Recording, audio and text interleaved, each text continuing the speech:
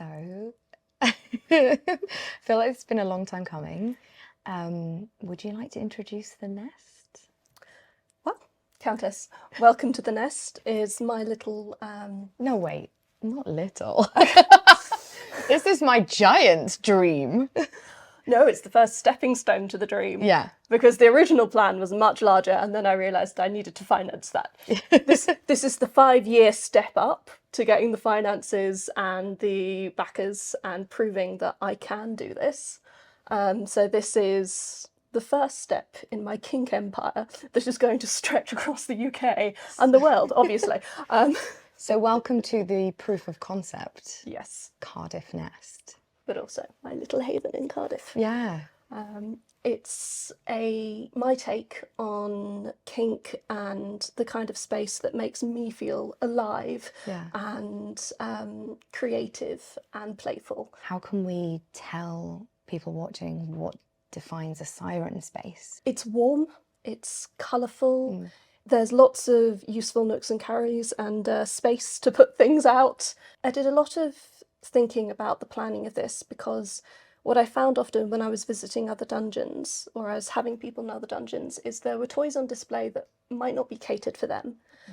And that can be quite off-putting or ruin the mood if you're not into a particular kink. So everything here is designed that it can be put away if you've got someone coming that isn't necessarily into that style. And it means that you can really tailor the experience to them. And I think with kink, psychology is so important. Oh my God, yes. So yeah, it's designed specifically for user experience, but also that the first moment you step in, it just feels luxurious and beautiful and freeing. When I first came here, I was just hit by this beautiful smell. And it's not like any other dungeon I've been in because it just normally smells like Dettol, which is great. We want clean and hygienic spaces, but this one was so much more immersive. Like, wow, I'm like, this is like the Middle East. Like, where am I? I'm in some kind of like, I'm in a bazaar in Marrakesh. This is so transformative. Smell is one of the key senses, isn't it? And especially if you're doing any sort of blindfolded work, etc., smell is something to be heightened to. And the reason it smells like that is because a lot of the cleaning products that I use are eco-friendly, so they don't have unnecessary fragrances in them. And I also make sure that I'm using things like UV sterilisation rather than sort of like harsh chemicals all the time.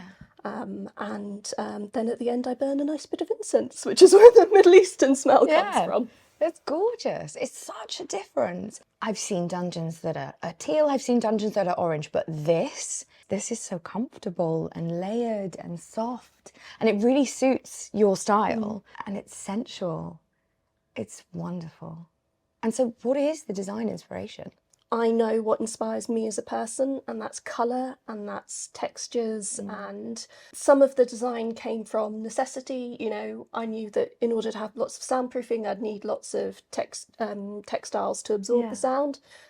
So I put a lot of time and money into curtains, lots and lots of curtains and rugs, etc. But also, like, the rug is padded so that if you're doing anything on the floor, it's a bit more comfortable for the person on it. I wanted it to be a place that people wanted to come and film in and stuff, so I knew that visually it needed to look glorious. That was an interesting challenge, given that when I got the space it was just a white box with you know, big halogen lights and a very utilitarian kitchen unit. But I'm very lucky in that I've got a sister who's really into interior design, so she was able to advise me. Oh, brilliant. And I have a lot of confidence in my own DIY skills, so I wasn't necessarily tied to, I need to find someone to do this. I just went on Pinterest and went, well, this is the vibe I'm looking for, and these are the tools I have, and how can I do this? And there were some issues with ripping things out of the walls and a lot of unexpected issues when you're renovating anywhere. Yeah. But it got there in the end. Was there something that in the kind of designing or in the ideas stage of this dungeon that you were thinking, I will not compromise on that? I think it was in the finish, and it was in not putting too much in the space, because I've worked as a travelling dom, shall we say, for, I don't know, 5 years or something now, so all of the work that I've done has been in other people's play spaces and dungeons. So I've been making notes, what I don't like, what I do like, what would I wish if I could wave a magic wand in this space. And all of those notes have been put into this space. Even if I didn't have the exact solution I wanted now, I found ways around it for this space. And like you say, it's a proof of concept. It's an introduction to the Cardiff kink scene. And for those watching, what is the Cardiff kink scene like? Because in my experience, I've been a dom living in Wales for about 8 years, and there isn't much of one. There have been events, and there have been little clusters of events that have managed to last for 6 months or so and then sort of fizzle out. And I think that's partly because there's an issue with finding spaces to hold the events. There's a whole lot of licensing issues. Companies are maybe like, we just don't want that risk or that stigma, etc. So that can be really huge barrier. But also I think the people that are kinky and want to go out and find the kink go and do so elsewhere, rather than thinking, I want to set something up. And then those that do want to set something up run out of resources pretty quickly.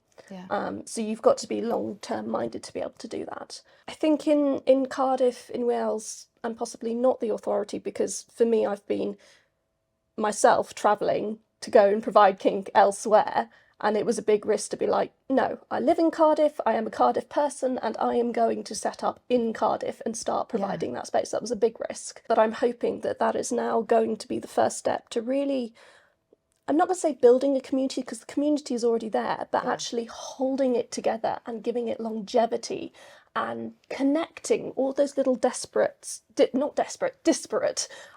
parties of people. Might be a bit desperate. Yes, we are desperate for a lovely space to play in. Yes.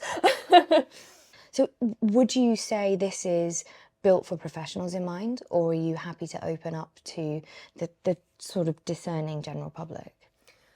Originally it was built specifically professionals, because that's a viewpoint that I know and I understand, because I am a professional. I know what the needs are, so I was able to cater specifically for those needs. I'm not against non-professionals using it, and I have got a few people already that are interested. So that's something that I'm looking to open up into. One of the things that I'd like to do, and I'm starting to work towards, is holding events that are open to non-professionals. Wow, yeah. So they're all going to be quite small and intimate, because obviously this is quite a small space. But what I want to do with that community is to be running workshops, to hold instructional sessions, but also to hold small play parties, because I think that there's plenty of introduction to XYZ available online, but then the learning provision kind of stops and fizzles out after that. Here's how to do it, go off.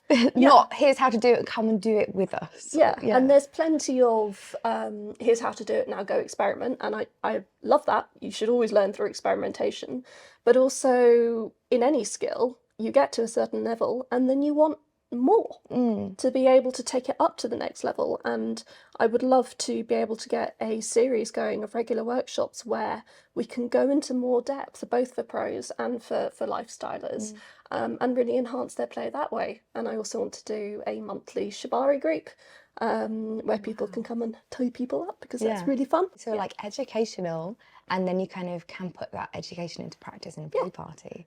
That's so cool. When I was a teen, I used to do ballroom dancing.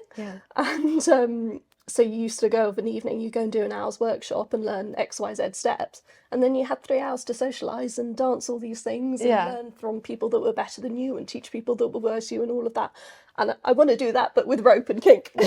So the baby step's done. We're on stepping stone 1. What's next?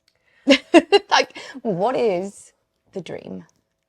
The dream is that I have a network of play spaces all around the UK. Each of those play spaces is going to be different, because I don't think any one person is into any one specific thing. I think it's exciting and invigorating to go into a space that you've never been to before and go, oh wow, this is making me feel that I want to do this and I want to play with this. And it was used to be when I was going to new dungeons, oh, what toys do they have? What's going to inspire me to do it in this session? And I want to do that, but also with my decor in lots of dungeons. And I want to really push my own agenda, which is that kink is for women and creative people as well. Because I think, for better or worse, a lot of porn has pushed that kink is gothic and metal and very industrial, which, as you know, is not the case, but that's certainly what has become mainstream. And I want to readdress that and be very much like, kink is queer, kink is colourful, kink is full of different textures, and Yeah, and you don't have to be in a specific space to experience a specific thing. You can try it or try that, or it can be very heavy and metal in a space that is calming and chill. If someone wants to come and stay and play here, how would they book? So the best way to book is to go to our website, which is cardiffnest.com. Select a slot, select a date, fill out a questionnaire and book. It's very easy. Wow. We've got an online calendar so that you can see when your preferred space is free, etc., which was really important. And then if, for instance, you want to go on a weekend or something, then you email and say, look, on this particular weekend, are we available? Well done. Congratulations on an absolutely fantastic space. Thank you.